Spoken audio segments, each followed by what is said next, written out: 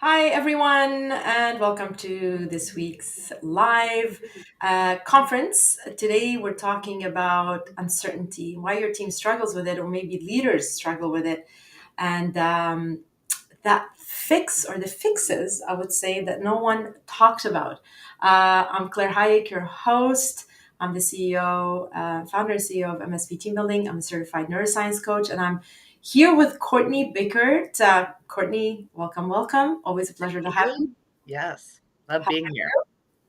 I'm doing okay. Yeah, Facing I know, right? We're going to be talking about that. Just in case you don't know who Courtney is, she's a global citizen leader and management expert, and stand-up comedian committed to positive social impact around the world through innovative strategies that she brought in and humor. And basically, we thought we'd put together a live and talk about what everybody is kind of talking about behind the curtains and nobody's really bringing it forward and talking about what's going on right now, all the uncertainties, all the disruption, and how to deal with it, because we sometimes talk about the problem but we don't talk about the fixes, and we're here to fix things or help you fix things. so you know uh, uh, Typically we talk about uncertainty. There's always uncertainty, right? In every single aspect of living, there's always an uncertainty. But I would say recently, with everything's going on in the US and Canada, as well as AI, there's a lot of disruption. And it's not a temporary challenge, it's really the new reality. And with AI pretty much changing everything on a daily basis, I think we need to be equipped to deal with it in a good way, leverage it in a positive way, right? And to strength and most importantly, with any challenges coming from geopolitical issues, as businesses, as leaders, as people, period, we need to be able to navigate that. So some people are naturally equipped to handle uncertainties, handle challenges, and some people are not. Some people feel stressed, stuck literally in survival mode, and they just kind of want to give up. They feel disengaged. So I wanted to share a question with all of you here now. What's one word that describes how your team handles uncertainty or how you handle uncertainty? And as you all know, if you've been on these lives before, the chat is interactive. We'd like to keep it that way and engaged. So please do share, first of all, where you're coming from, where you're joining us from today, and just say hello in the chat and tell us in one word what describes how your team handles uncertainty or how you handle uncertainty, and drop it in the chat. And we'll be going back and forth to check the chat and feature your answers. And I'd like to say hello to our team member Connor that is joining us. We'll be also sharing a lot of things in the chat as well as stats, links, etc. So, Courtney, Yes. how about we start with the real reasons why people struggle with uncertainty? I mean, we both know you're very aware of how the brain works. I know I always bring the brain talk. Mhm. Um, Uncertainty literally triggers our survival brain, right? The amygdala kicks in, the stress hormones spiking all over the place. And at this point, your frontal lobe is not working properly. The decision making analytical is kind of cut off. It's just going straight to that amygdala. And so we're not really reasoning properly. We're not really handling ourselves properly or being focused, right? So, and this is why uncertainty can make even the best teams that work together and click really well together. It can make them feel lost. So, I just wanted to put that out there and make a thing about uncertainty. That it's not something to be taken lightly. And a lot of people may brush it, but that's like the fight or flight. So you just probably also the hidden aspect of the beta 3 brain waves, the fight or flight. You go hide, so you're kind of pretending that nothing's going on, but you're really really feeling it on the inside with the stress hormones.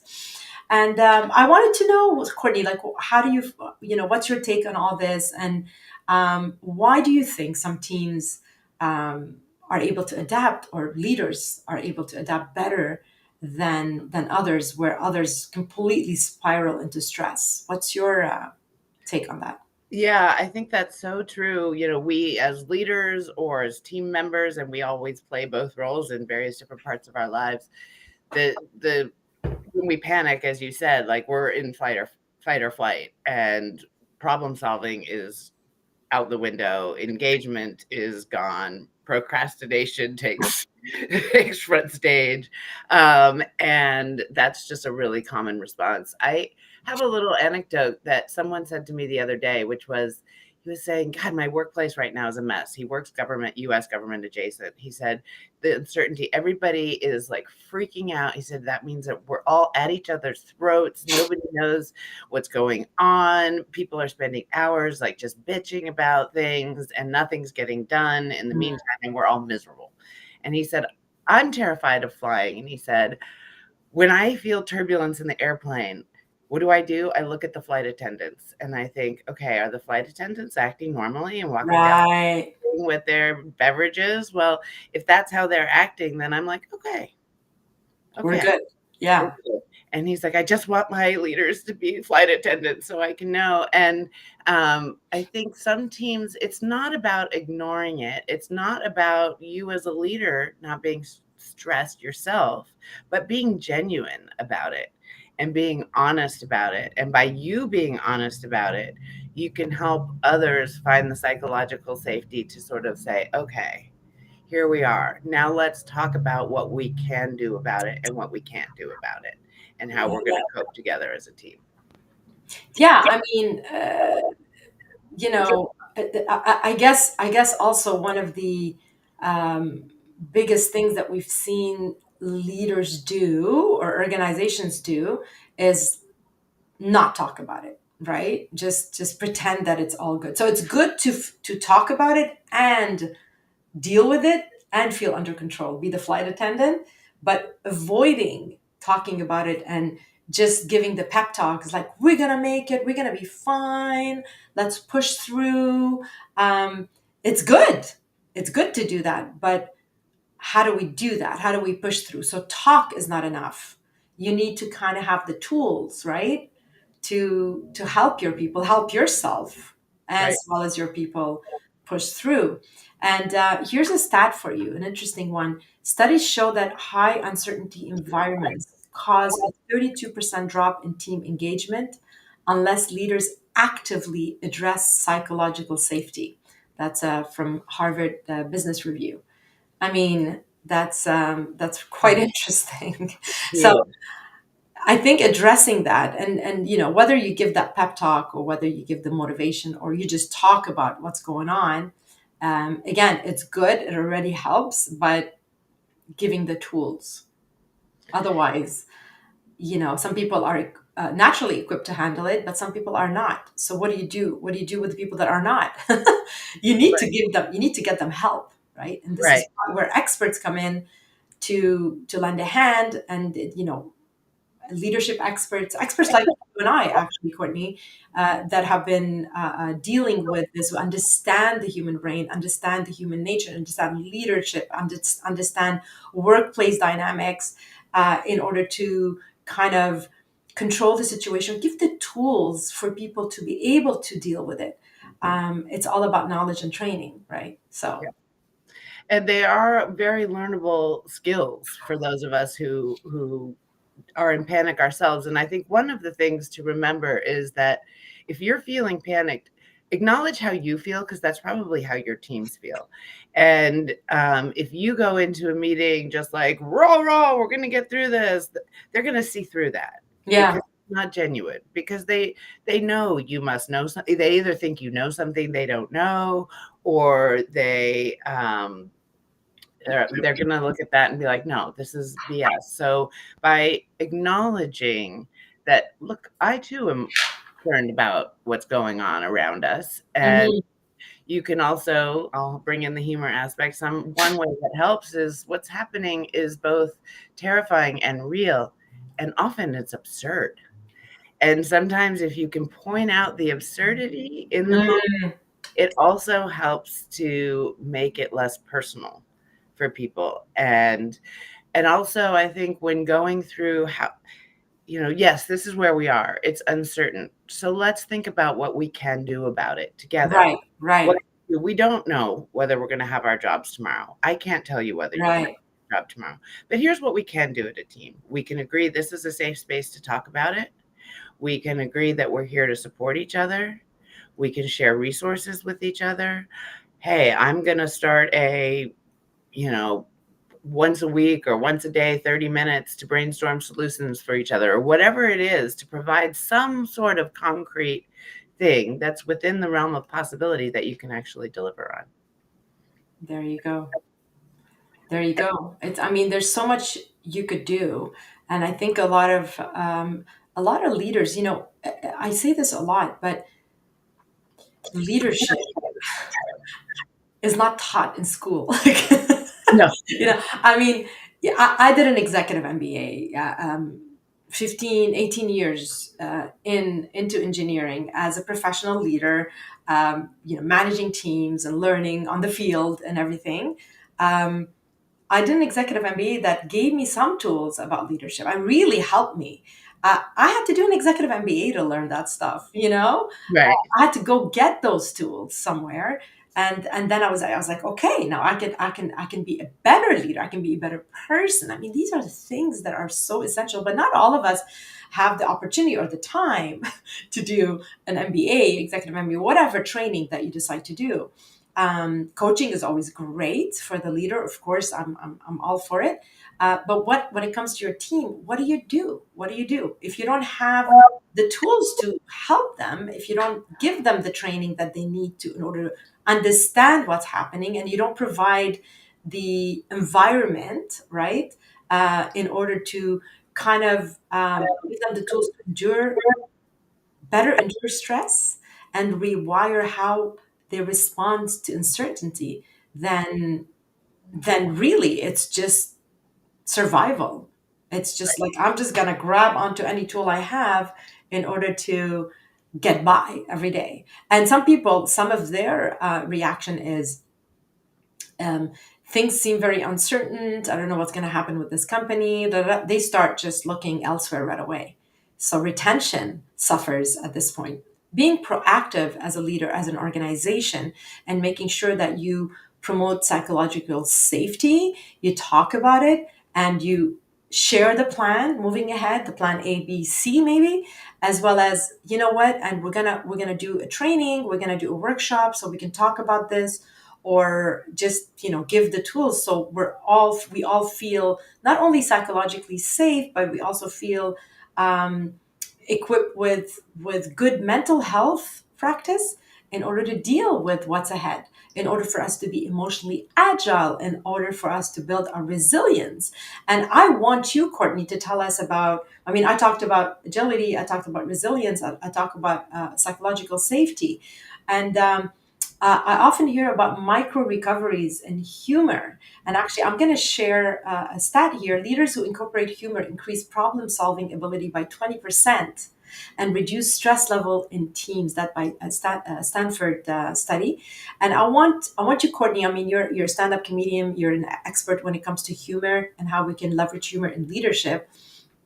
I want you to share maybe an example of how laughter and psychological safety can transform a struggling team, or have transformed a struggling team into a high performing one from your tremendous experience in the field. Yeah, thank you. So both humor and laughter are really important for those for recovery and for resilience. And it's often hard to say, like, oh, well, this isn't a time for laughter. We can't laugh at this. We're not talking about laughing at what's going on, but we're talking about creating an environment where you can laugh together about what's going on or your shared experiences. Right, right. And so it can be as simple as something like, when you're meeting with your team, you could say, I don't know, so much is going on. My brains are so scrambled that this morning I poured orange juice in my coffee. I don't know what's going on with you guys. That's just we're all kind of discombobulated. Let's acknowledge that. Share a moment when you felt that way, and that's going to make you human. That's going to create, they are going to laugh because they're going to think about, yeah, I put my shirt on backwards, or I dressed my kid in blah, blah, blah. And that's going to provide the laughter. And the laughter is what deals with you psychologically, because it takes you out of the fight or flight, because it Mm, your cortisol, it improves all the healthy hormones that you're feeling, reduces your blood pressure. So it automatically, just by sharing that little laugh, you're already in a recovery phase. exactly. There you go. Yeah. Really important. And for psychological safety, I've used this example before, but I love it. A CEO was going into a meeting where two of his top leaders were battling it out, and he was called in, and he was mad, and they knew he was mad that they had to call him to fly in for this meeting to help negotiate something. And instead of walking in and being mad, he just walked in and said, "Welcome to the détente." Ah, And that created, the way he described it, he said, well, then we had a brainstorm instead of wow. battle. And so just by changing the dynamic of the situation in that small little way, all of a sudden they were problem solving together. And the people who were panicked about, oh, are we going to get fired? How mad is Right. he? Yeah. All went away. Yeah. Yeah. I mean, as a leader, you bring the weather. We've heard this saying so many times.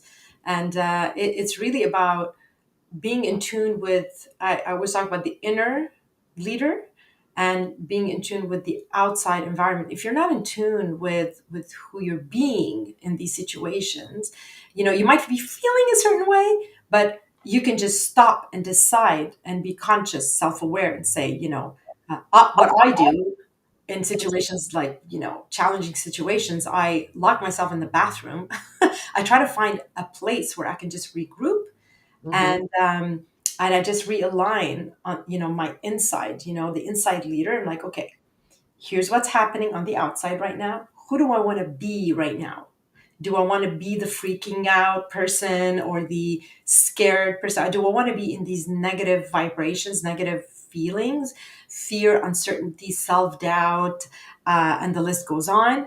Or do I want to feel more, lock into the positive vibes, lock into the inspiring vibes, lock into the um, lending a hand vibe, or educating vibe, or just humorous vibe, joy, right?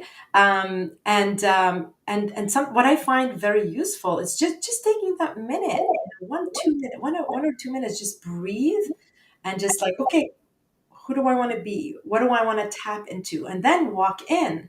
And that changes the whole room. Like when we say leader brings in the weather, this is what I'm talking about. But if you are not self aware and you're not in control of what's happening on the inside, how could you even influence the outer environment, right? And again, this is all about bringing the positive in.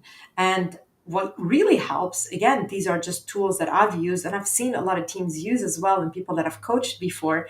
I usually say, if you want to change your mood or change, go from that negative to positive, play a song that you really like, or watch a video that makes you laugh, or just allow yourself for even 5 to 10 seconds to consciously just say, okay, this big thing right now, this elephant in the room, this huge challenge can wait for 15 seconds. Okay, guys, 15 seconds. I think we can we can toss that for, just create that space, time and space. Play that song, watch that video that, I don't know, stand-up comedian makes you laugh, or practice laughter yoga, whatever. Just, or do funny facial expressions in the mirror. I was doing that a couple of days ago. I was so stressed out, and I was just making funny faces, and of course the judge comes in and says, oh my god, Claire, you're being so silly, it's so stupid, what are you doing? And I'm like, go away. And I literally, I was laughing. I was like, oh my God. I felt like a little girl looking at herself in the mirror. I'm like, oh my God, I forgot about how fun I could be and how much fun this is. So Yeah. it could be as simple as that. It's between you and yourself in private, you know? And then when you step in the room, trust me, that changes everything, right? We have I just wrote something on this, but in comedy that's called taking the mic. So how do you, and it's very, very deliberate. And so like you're saying, taking that time beforehand to think about what energy do I want to bring with me? Right, Are we having, am I bringing kind of a lighthearted conversation? Am I being really serious? And whatever the energy you want to bring in, think about that and be very deliberate about it. And that affects the style in which you walk in. It affects the first words you say, right, how you say them and what tone you say them. And that is what sets the entire energy in the room. And you have those first few seconds to do that. And then you've grabbed their attention in the energy that you want to be setting. So it's really powerful. And like you said, Claire, it's also all about centering yourself beforehand and having a laugh beforehand, whether it's making faces, a song, watching a funny meme, thinking of something that made you giggle, listening to a song that you think is fun, dancing by yourself because you think that's silly. Actually, that laugh, that internal or external, it could be right. loud or internal giggle, is already going to make you more calm. They're going to make you that flight attendant who's walking in with that demeanor, to have the conversation in the way that you want to have it. I love the whole flight attendant I analogy. love it So too. good. It's such a good reference. I've been flashing on screen here, if some of you are listening to the audio here, some questions that we're interested in knowing. So, um, if your team or you are struggling with uncertainty, yes or no, please do put it in the chat. And what's the biggest struggle for you or your team right now? Low energy, uncertainty, resistance to change, burnout. We would definitely like to hear from you. And let's dive right into solutions. We have a couple of minutes here. Again, always flies by. A couple of minutes left. Let's talk about actual strategies that we could apply. We do want to, I mean, I think we've given you a couple so far, but some actionable strategy you can apply right now is maybe just set short term goals when it comes to this, what's happening with this uncertainty, how are you going to deal with it, and just to set the tone, to create momentum.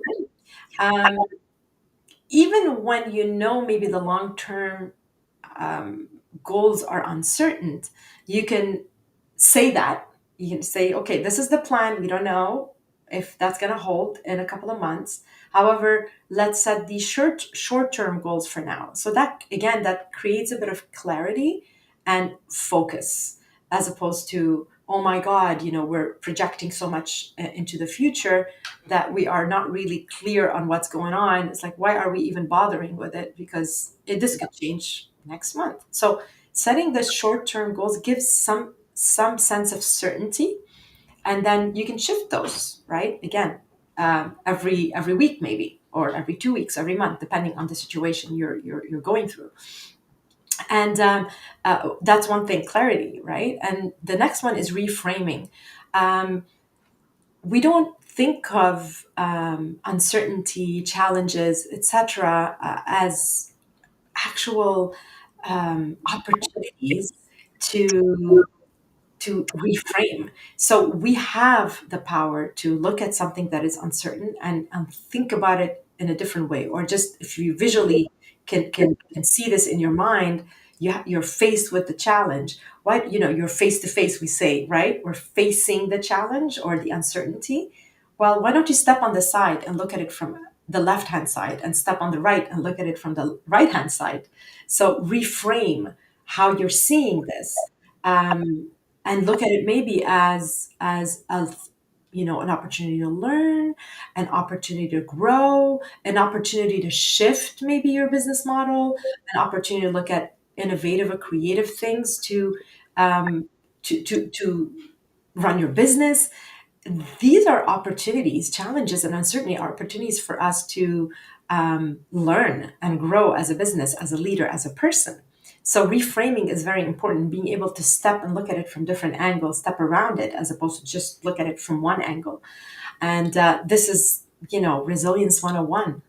It's like, this is happening. Why is this happening? What can I learn from it? Right. And I mean, again, I think leveraging humor, Courtney, I'm going to leave this one to you. There's a lot of studies actually that show, I'm going to read that one here. Laughter builds trust and reduces anxiety levels in teams by 39%. Harvard Medical School. I mean, come on, people. If you're not laughing, you're missing out. Courtney? Yes, no, I mean, there's so many studies about that. And I'm trying to think of one that I just read the other day. But in the meantime, I love the idea of the short term goals, for instance. And this is not necessarily humor, but you can even go like, okay, how are we as a team going to get through this week? What are and that's the kind of time frame people in the US, at least many people are looking at. So how are we as a team going to get through this week? What are the must do's? How are we going to help each other? What are the things we want to add on, etc.? So I think that short term and reframing is also part of reframing, and where you can access that innovative part of your brain Mhm. is the humor aspect. There you go. So you can even just start write jokes with your team about, this moment is so crazy, I blank, and Mm. your own punchlines. I am so out of it these days, I blank. You can come up with any of these, just write some jokes about it, because what you'll find is your team and you are going to start seeing the absurdity in a lot of what's happening. And there is a lot of absurdity in our lives every day, and it's like on steroids right now. So that helps make it less personal to everybody, because okay, if it's that wacky, then it's not about me. That's true. Yeah. And so that's already making people be able to kind of calm down, take it less personally. And you're also at the same time, if right after that you go into, okay, let's think about it.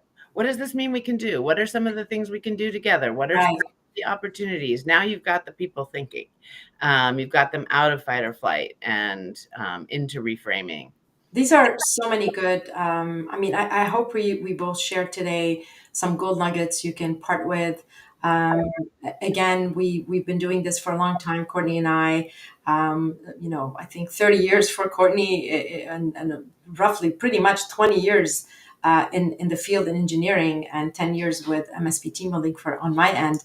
And what basically we want to wrap up with today is that uncertainty is here. It'll always be here. And I mean, we wanted to talk about it today because it's especially a bit more prominent these days. It goes up and down, but now it's pretty much at its peak. And we put together actually a workshop. We called it like resilience at work, and I'm gonna put the QR code here. And basically, it's all about leading with certainty in an uncertain times. And we help you and equip you with leadership tools and neuroscience strategy and engaging strategies, or leveraging humor, leveraging a lot of different aspects and things that we have taught and practiced ourselves in many organizations. And it's basically a program that could be done virtually, could be done in person or hybrid, where we walk you through these tools and help basically you and your team navigate uncertainty, come out not only just navigate it, but turn it into strength and build resilience and agility, because I think we're going to need it more and more. We've always needed it, but I think we're going to need it more and more moving forward in this crazy, interesting AI, tariff, all that stuff world. But and I just like you to, we're going to share the link in the comments. Do write to us if you want to know a bit more about it. It's just type resilience in the chat. But really, the easiest way just to scan the code and go check it out. It's all explained on this webpage.